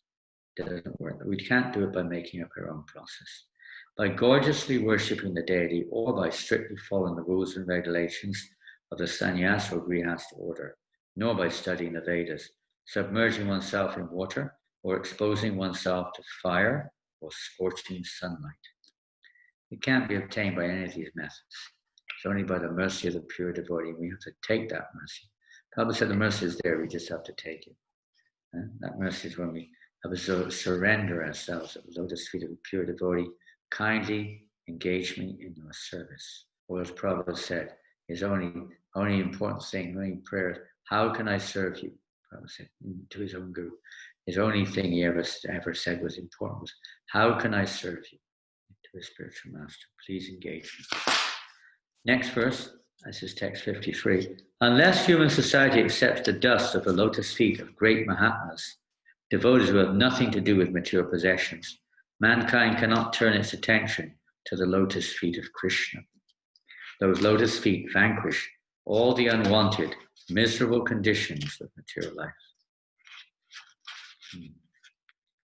Everyone's trying to eradicate the miseries of life, but this is how they can all be eradicated. One stop surrender. At the lotus feet of a pure devotee can vanquish, because our material sojourn, the cause of our being in the material world will come to an end. The verdict of all revealed scriptures is that by even a moment's association, very famous verse, Sadhu Sangha, Sarva Shastra Kori, Navamatra Sadhu Sangha, Sarva Siddhi Kori. By a moment's association with a pure devotee, one can attain all success just by one moment. Many verses like this in the Shastra. And there's another one. Tulyama levanapi nisvargam napunarbhavam bhagavat sangi sangasya matyanam kimurtashishaha. The value of a moment's association with the devotee of the Lord cannot even be compared to the attainment of heavenly planets or liberation from matter. What to speak of worldly benedictions in the form of material prosperity, which is for those who are meant for death. So all the wealth in the universe, all the knowledge, all the piety of the universe is insignificant in comparison to a moment's association with the body. None of those other things can relieve us of this material condition. But a moment's association with the body is the beginning of the end of our sojourn. So it's the most fortunate thing we can get is the association of devotees who help us to connect with and progress towards the lotus feet of Krishna. I'll jump forward a little bit. Amazing verses, and then we'll be closing shortly. 1 hour and a half. Huh? 1 hour and a half is gone. Yeah, we're almost there. We're almost there. Here we go. Text 83. Text 83, chapter 22, Madhya Lila. The root cause, Lord Caitanya says, the root cause means like basically the original cause almost, or at least the foundation cause. The root cause of devotional service to Lord Krishna is association with advanced devotees. Even when one's dormant love for Krishna awakens, association with devotees is still most essential. Even if we're on a realized platform, even if we've awoken our love of God. We did mention the other day, even in the case of Maharaj Bharat, how he made the big error when faced with that slight dilemma of the little fawn, baby deer, and he made a certain decision there. And it wasn't the decision so much, but the fault was that he did not inquire from a spiritual master. He did not associate with devotees to to discuss and decide upon his dilemma. And thus that was the cause of his fall down. And here we go, text 84. Oh my Lord, this is from the Srimad Bhagavatam, chapter 51. Who is this speaking? I can't remember. Oh my Lord, O infallible Supreme Person, when a person wandering throughout the universes becomes eligible for liberation from material existence, he gets an opportunity to associate with devotees. When he associates with devotees, his attraction for you is awakened. You are the Supreme Personality of Godhead, the highest goal of the Supreme Devotees and the Lord of the universe. I think this is Rukmini, when Krishna was in Dwarka, but I may be wrong, but I think it was Rukmini. O devotees, O you who are free from all sins, let me inquire from you about that which is supremely auspicious for all living entities. Association with a pure devotee for even half a moment in this material world is the greatest treasure for human society. That's from the 11th canto, chapter 2, text 30. And we're going to leave the next one because that's the verse we're going to be dealing with in a few days. We'll move on to text 87 and 88. A Vaishnava should always avoid the association of ordinary people. Common people are very much materially attached, especially to women. Vaishnava should also avoid the company of those who are not devotees of Lord Krishna. That's a famous verse, the Satsangachage Vaishnavachara, welcomed by Lord Chaitanya. He said one time when he was asked, what is the quality or characteristic of a devotee? He quoted this verse, Satsangachage Vaishnavachara, Sri Sangyeka Sadhu Krishna Bhakti Jar. One should avoid the association of ordinary people. Doesn't mean we don't see them, we don't talk to them, we don't interact, but minimize the mundane association. In other words, we have to associate in terms of our duties in life or our daily life, sometimes socially. If you're married, you have a certain position in society. Minimize and not indulge in, let's say, enjoying the so-called pleasures of material association. Be very careful. And the last verse I'm going to read now, I think it is, last verse. This is text 88 and 90. By association with worldly people, one becomes devoid of truthfulness, cleanliness, mercy, gravity, spiritual intelligence, shyness, austerity, fame, forgiveness, control of the mind, control of the senses, fortune, and all opportunities. We're talking from the real platform, not necessarily from the relative platform here. But all spiritual qualities, all good qualities, all real cleanliness, all real mercy, gravity, all lost. One should not at any time associate with a coarse fool who is bereft of the knowledge of self-realization and is no more than a toy animal in the hands of a woman. The illusion and bondage that accrue to a man from attachment to any other object are not as complete as that resulting from association with women or with men too attached to women. In other words, people who are sensually inclined, no matter what their sex is. There are people who are too much attached to this bodily idea of enjoying the body as self and trying to exploit the bodies of others. So we're finishing there on this very important subject of association or attachment to the objects of the senses and how we can transfer our attachment to the self-loved souls. We'll hear more about that in the next few days, and a lot of the topics or related subjects we've not mentioned tonight because they will come up in the next few days. At the current begin, Kirtan. Hare Krishna. Thank you very much for this lecture. Excuse me, but I need to disconnect earlier. Oh, someone's gone. It's just private. Not a question, it's just a statement. There's no questions. Any questions, please? Anyone like to type in a question, you're most welcome. Usually have an avalanche of questions. Even say, maybe the lockdown's coming to an end and all the answers have come. There's no more, I don't know, is the lockdown's coming to an end where you are? Most places, I think it's slowing down now. People are starting getting back to normal. They're starting to be themselves again. Huh? Even devotees now, we can go out and enjoy ourselves. Don't have to be locked up in our rooms anymore. terrible, isn't it? You're in your room, you have to read and chant, watch lectures online, all kinds of austere things like that. No, you know, what to do.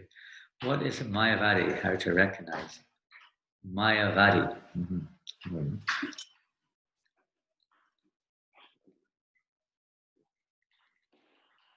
Mayavadis, they basically, well, there's different ways of seeing it.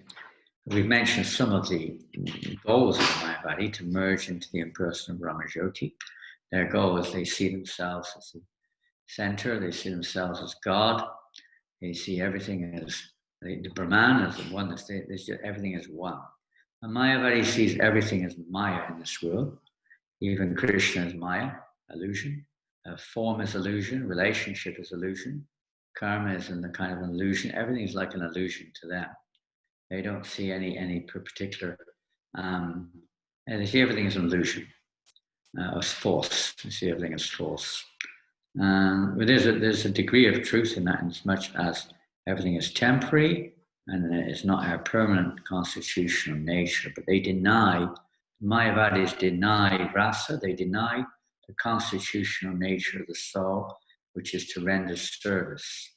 They consider that this loving exchange is only a feature of this material world.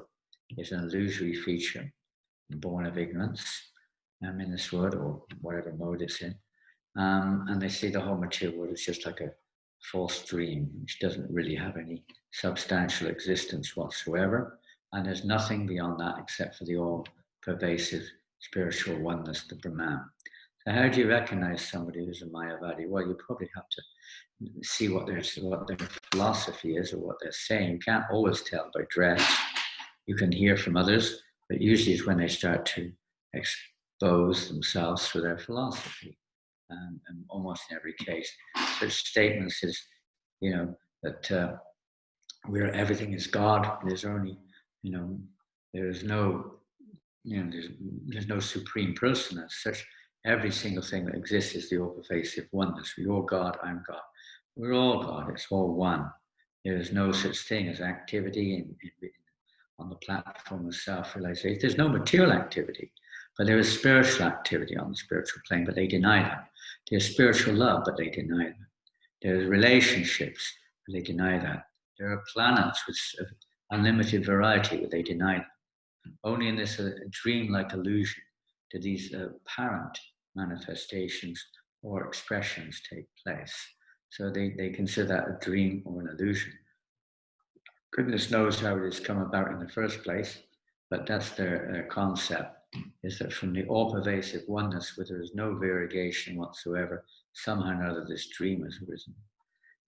Whereas, of course, the Vaishnavas, they understand that this material world is a perverted, temporary, perverted reflection of the spiritual realm, where in the spiritual realm there is pure love, there are pure relationships, there's pure activities, there's pure form. Everything exists there in its constitutional purity. But the Mayavadis deny that. And that's why it's said to be the greatest, you could say, ill fortune to be affected, because it denies one that opportunity to develop one's rasa or relationship with Krishna, one's loving relationship. As we see in this material, people are hankering for love. They are hankering for, relationships, etc. It's natural. It's coming from within the very conscious living entity itself. But we become extremely frustrated in this world. Some people want to finish their material lives, but the Mayavadis basically want to finish their spiritual lives. There is no personality, basically, independent. I mean, there is, but it's one pervasive, all-pervasive personality, you could say, the all-pervasive Brahman. But the personality by nature, as we heard from tonight's verse, is to be attached to something or another. So it's denying the nature of the soul to have that contact or that attachment or that relationship. It's just in the material world, we're looking in the wrong place, we're looking in the wrong direction. A matter of channeling or turning our attachment towards Krishna through the media of the self-realized souls or the great devotees of the Lord. So, and that's when gets that chance. The good chances are that we're going to meet, because if we're fried with this material world, if we realize this place is a place where there's, almost, what's the point? Working hard all your life and dying. it seems like fruitless endeavor almost for many people. So they generally become attracted to that because, they haven't actually experienced bhakti. They haven't experienced actual ananda or real pleasure. Only the experience of negativity is not enough. One has to have the experience of positivity. Without the positive experience, the tendency will be to be attracted or drawn to the Mayavad philosophy. Especially, you've got this laziness comes in, spiritual laziness, where, you don't have to do anything. It's just like, bow, finished. Devotional service is action, that's for sure. It certainly isn't like there's no, sometimes there may be relationship challenges, but there's a deep pleasure within. The soul waking up to a relationship with Krishna. Can we recognize advanced devotees? How can we, because it's kind of the opposite to the previous one. There's some more before that, I think. Oh, yeah. Okay. How can someone have unflinching faith in he or her? Okay. In a devotee or spiritual master who doesn't follow the strict rules and regulations of devotion service. How this person saves his unflinching faith without the protection of strictly following the instruction of his spiritual master. Well, I can see this from two angles, I would say. Taking into account the verse which was quoted in tonight's verse from the 9th chapter of Bhagavatam Sutra, that even though one may engage in activities abominable, those who are rightly situated are still considered to be saintly. They're rightly situated means their enthusiasm in devotion service is unflinching. Well, Prabhupada describes this as an accidental fall down, not a systematic or planned fall down, or let's say a kind of like an ongoing parallel in their devotional service. Where it's like almost like adopted as another aspect of which I can't remember. Occasionally, a pure devotee may, unknowingly or accidentally, but then they immediately rectify themselves again. And sometimes the example is given on the moon. There may be a few pock marks on the moon, but the moon remains ever effulgent. So, and the other aspect of this is the devotee, one who's actually an advanced devotee, because you could say in the life of a greatly pure devotee, such things may not be there, but for those who may not be nityasiddhas, sometimes we're coming from a platform of material plane to the platform of pure devotional service. There may be a little trace element of our past. Those who are nityasiddhas, those who are coming from the spiritual world, there is no such trace. And if ever there appears to be such a trace, it's only to show us by example that even though we have these material conditionings, one can still take to devotional service. But for those who are coming to the platform of pure devotional service, they're very determined. There may be an occasional slip on every path. Sometimes we slip, but we get up and carry on determinedly in a repentant mood. We can give an example of Maharaj Parikshit.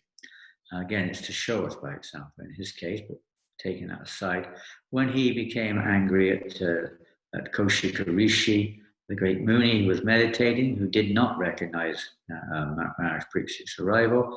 Parikshit Maharaj became angry, placed a dead snake around his neck, and then went away. And now, this is ordained by Krishna in his case, but occasionally he may be affected by past behavior. But what does a devotee do? Maharaj Parikshit showed by wonderful example, totally repentant. He wasn't trying to defend himself. He wasn't trying to, Ambarish Maharaj, the same thing. They don't try to defend themselves. They feel themselves, I am a 41, I am guilty. Please punish me as you feel fit. This is the mood of an advanced devotee, even though he may have done something which would not seem to be correct according to normal circumstances.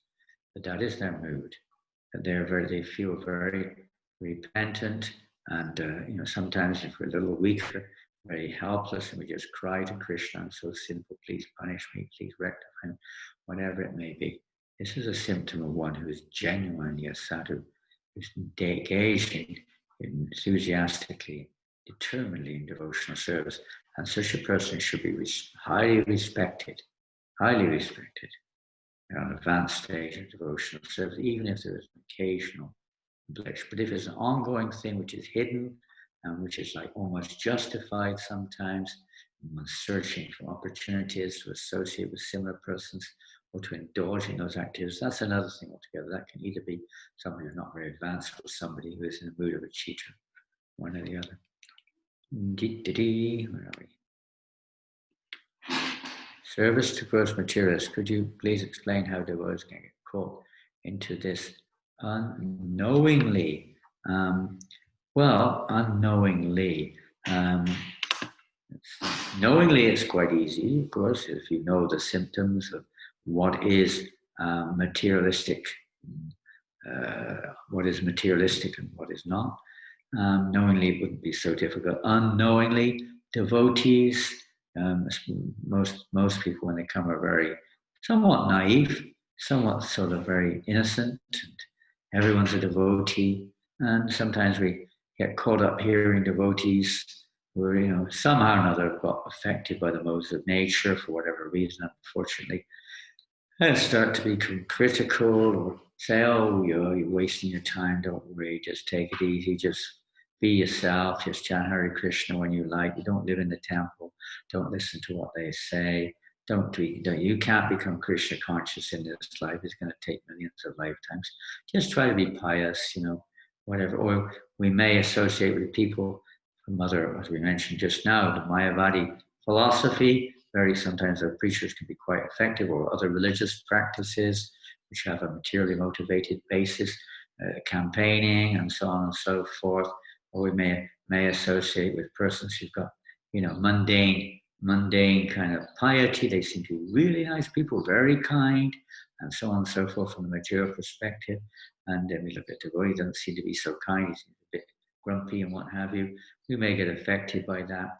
We may be getting so many different angles of that which may affect us. It's made to look, Maya makes it look very nice, but it's very shallow. It's based on karma, it's based on material factors, and it's temporary in nature. But we may be attracted and drawn by it due to our past, probably due to our past samskaras or associations with it. We again get drawn back to it by that association. Our past, especially our past conditioning, often gets, we get drawn back into it when we associate with persons who have that type of mentality also. I was reading this morning, Prabhupada was sad to hear that some of his disciples had gone back to marijuana. And Prabhupada said it's simply due to bad association. Persons who were also saying, you can chant Hare Krishna and take marijuana, whatever it was. So by that type of association, one can get drawn away again from the pure path.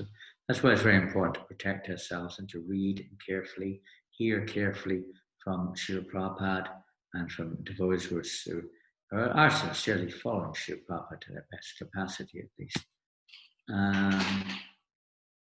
What's the next one? How can we recognize advanced devotees? Where? How can we recognize advanced This one here? devotees? Yeah.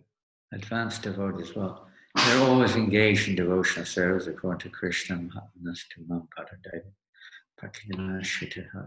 They're constantly engaged in devotional service, taking shelter of their spiritual master, chanting the holy names, and constantly engaged in devotional service, day and night.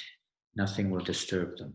There's not like even if there is apparent mistake, which may appear to be judged as a mistake, they carry on unflinchingly. Even if there is some difficulty on the path, they carry on unflinchingly.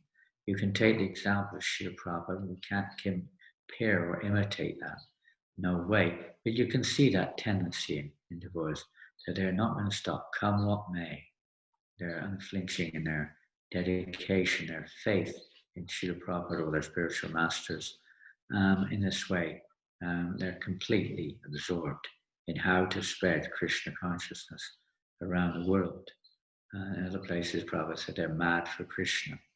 They're always mad, searching for Krishna. That may be translated into being always thinking of how I can engage in service.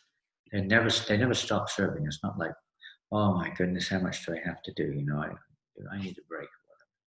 Even if they do need a break from physically one particular service, that means just another type of service. They're always engaged in service, day and night, constantly. Next one. How do we deal with our material body family members? That's a lot in one sentence there, isn't it? All of them together there. It's basically, how do we deal with it? Well, we try to engage everything in Krishna service. We have to accept that which favorable. Sometimes with taking Mayavadis, we may not be able to. You have to avoid it. You have to avoid that association with the material body. We try to engage it. With family members, we try to engage them. If they're not very engageable, then we socially have to do whatever is necessary, but it's not more than necessary. Try to give them prasadam. We try to give everyone prasadam, even Mayavadis and everybody. We try to give them prasadam. We try to give Lord Chaitanya. I was looking at the chapter today also, and Lord Chaitanya was in Benares at the same time. Next time. Anyway, he was in Benares twice, but one of the times he delivered all these sannyasis in Benares. He delivered them. It was at the same time. He delivered the Mayavadi sannyasis by his intense humility, by his qualities. We deal with all these things by cultivating Vaishnava qualities, by developing the qualities. Our family members will be impressed by good qualities of Vaishnava. They're extraordinary. Yes, it will impress the family. If they're not impressed with that, then they're probably quite in the mode of ignorance. And the Mayavadis, the same thing, with very, very good qualities. But at the same time, we have to be very careful. We are not Lord Chaitanya Mahaprabhu. And we are trying to become servants of the servant's servant. So you have to be very careful about that association. Generally avoid it. Avoid reading about it. We've all done that already, anyway. We don't need to keep doing it. We've all associated with it already. So we don't need to keep doing it. If that's what we want, that's another thing. But to try to protect that devotional creeper. Protect our devotional creeper, which is rather tender. We have to be careful. It's like an animal comes along and eats it or destroys it if we're not careful. So we have to be careful by our associations. Sometimes you have to move away, and sometimes you have to be a little careful. And sometimes you can, by qualities, you can interact and bring people closer to Krishna. But whatever it is, we should try to develop good qualities of Vaishnava. We should try to be strong in our spiritual practices. We should associate nicely, favorably with devotees and inquire about how to progress in spiritual life. And with our body, we try to engage it. That's what sadhana means, to engage our body, our mind, our words in Krishna's service. Next one.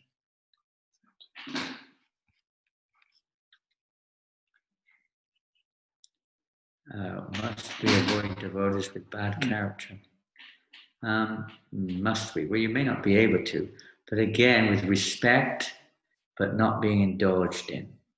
Show respect to all living entities, but we don't indulge in our association. We have the example, for instance, in Gaura Lila, when Lord Chaitanya was in Jagannath Puri with many of his associates, amongst them one of the primary ones was Gadadhar Pandit, and he was very soft and gentle-natured. And there was one, Balavabhata, is also a devotee, but he had a different angle of devotional service, and he was insisting on enforcing his take on the Srimad Bhagavatam to Lord Chaitanya Mahaprabhu, who rejected his commentary because he was proud. Whatever the commentary was, Balavabhata was manifesting some pride at that time. So Lord Chaitanya rejected hearing it. So Balavabhata forced it onto Gadadhar Pandit. He was very humble and submissive. Balavabhata practically accepted Gadadhar like his spiritual master. So he wanted to, please hear my commentary. And Gadadhar Pandit, being soft and very kind of like that type of nature, heard it, but he was feeling extremely bad because Lord Chaitanya's Srup Damodar, they had rejected it. So he was very bad, so he felt very repentant. So sometimes this may happen. We get this association, but then we feel very, like, did I do the right thing or not? But always respect should be there in that situation. We should definitely not, indulge in it. We should try to avoid it as much as possible and look for the good, as we heard just now. Strive for the association of pure devotees. And if we're sincere at heart, then Krishna will fulfill our desires. And you'll learn a lesson. We'll learn a lesson. And then we'll become more determined to get the association of pure devotees. Sometimes we do kind of like get caught like that. It's very easy to get caught. Sometimes devotees will have this kind of angle of things try to enforce themselves upon us. So you have to be very careful. Try, if you can't cutting out the tongue means changing the subject. Like Janananda Prabhu. As soon as someone started criticizing somebody, he would say, oh, what a great devotee they are. They have such wonderful qualities, don't they? And immediately they go away. They're not interested in somebody who doesn't want to hear what they've got to say. They'll go away to somewhere else and find somebody to indulge in sense enjoyment with. So to see that, I remember when I was in Malaysia, one godbrother there, he was amazing, Ramcharan Prabhu, Malaysian devotee, joined in England, proper disciple. He would do that every time, someone would say, complaining about something, he would immediately start saying, do you mean so-and-so? Yeah. Oh, isn't he wonderful? That devotee is such a nice devotee. Do you know what he did yesterday? Oh, so wonderful.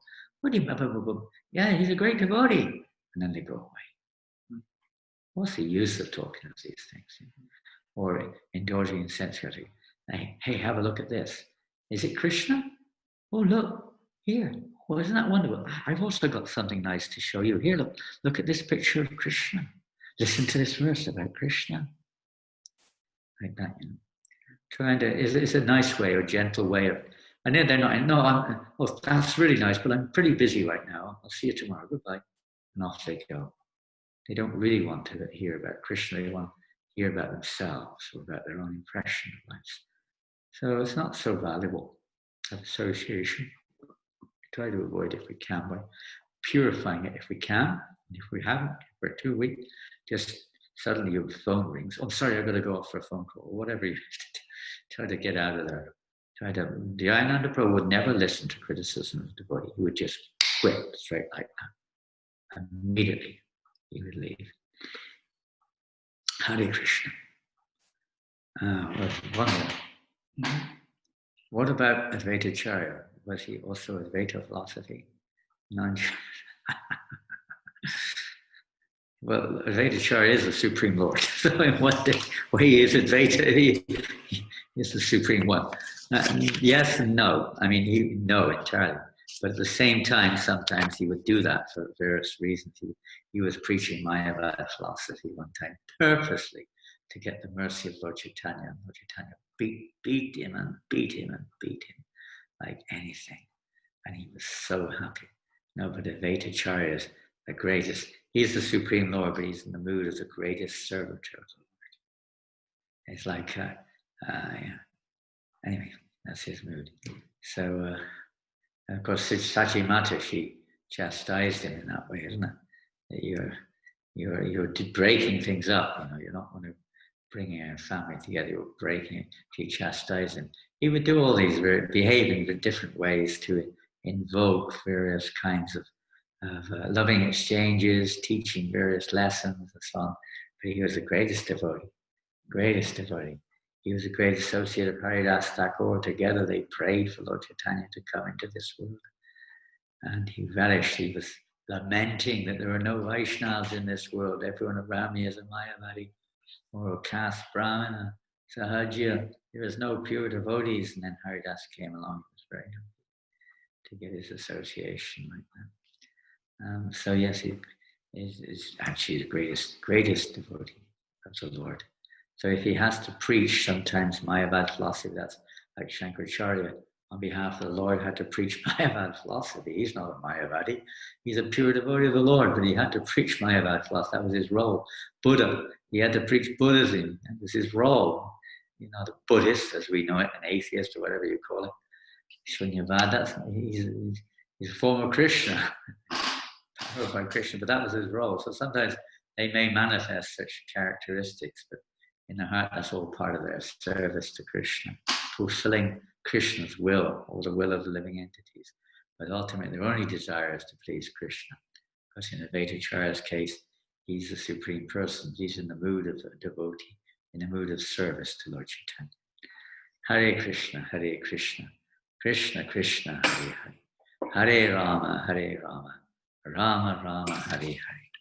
So thank you all very much. We're going to have a little kirtan and finish off there.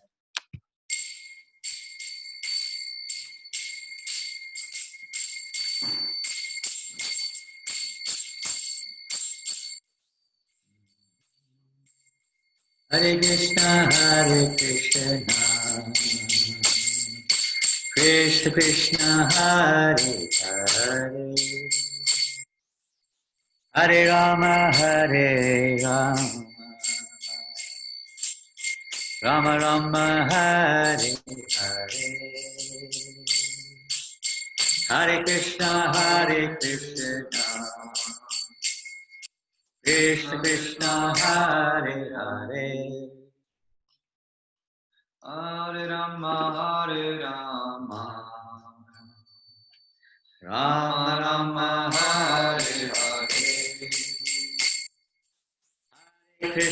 Hare Krishna, Krishna Krishna, Hare Hare, Hare Rama, Rama Rama, Hare Hare, Hare Krishna, Krishna Krishna, Hare Hare, Hare Rama, Rama Rama, Hare Hare, Hare Krishna, Krishna Krishna, Hare Hare, Hare Rama, Rama Rama, Hare Hare, Hare Krishna, Krishna Krishna, Hare Hare, Hare Rama, Gauranga, Rama Rama, Hare Hare, Hare Krishna, Krishna Krishna, Hare Hare, Hare Rama, Rama Rama, Hare Hare, Bolo, Hare Krishna, Krishna Hare Hare, Hare Rama, Rama Rama, Hare Hare, Bolo, Hare Krishna, Gauranga, Krishna Krishna, Hare Hare, Hare Rama, Rama Rama, Hare Hare, Hare Krishna, Krishna Krishna, Hare Hare, Hare Rama, Rama Rama, Hare Hare, Hare Krishna, Gauranga, Krishna Krishna, Hare Hare, Hare Rama, Hare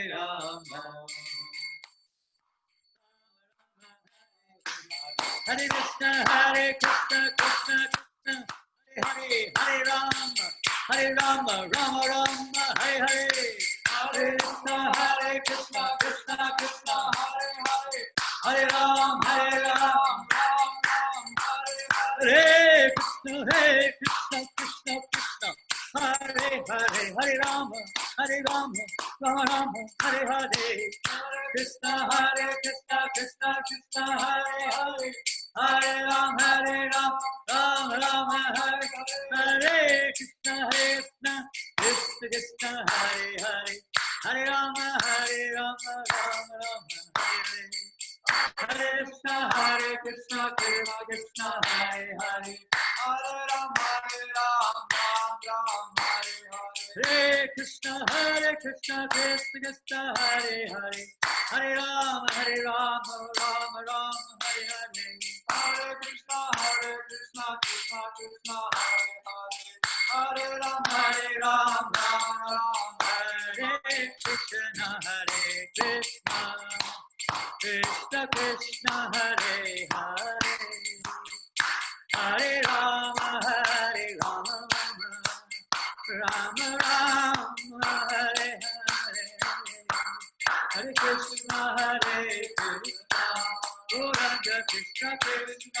Hare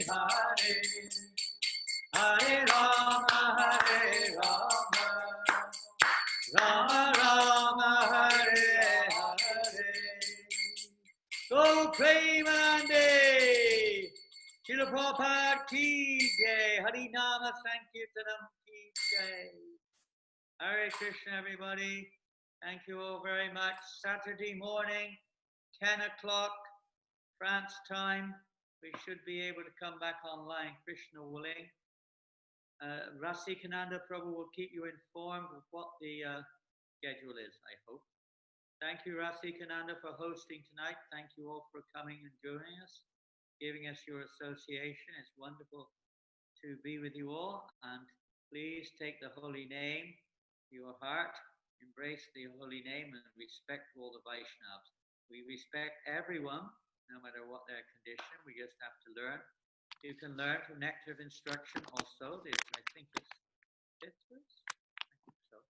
Maybe fifth or sixth verse in Nectar of Instruction. Different ways to associate. But we'll be hearing that a little bit more over the next few days. Many of the questions today were more related to the next verses. But not to worry. We'll go forward, and hopefully by Krishna's grace, we'll be able to associate more favorably and more pleasingly and be able to progress in our spiritual life. Thank you all very much. Now, let's say Hari Bol to everyone. Hare Krishna. Hari Bol! Oh, you're all on mute. Vous n'avez plus rien, parce que voilà, vous tournez le dos aux matérialistes. Eh bien, moi j'étais désespérée. Je disais, Krishna, montre-toi, fais-moi quelque chose. Je crois que j'avais dû lui expliquer. Je sors de la maison, il y avait un coucou sur le toit.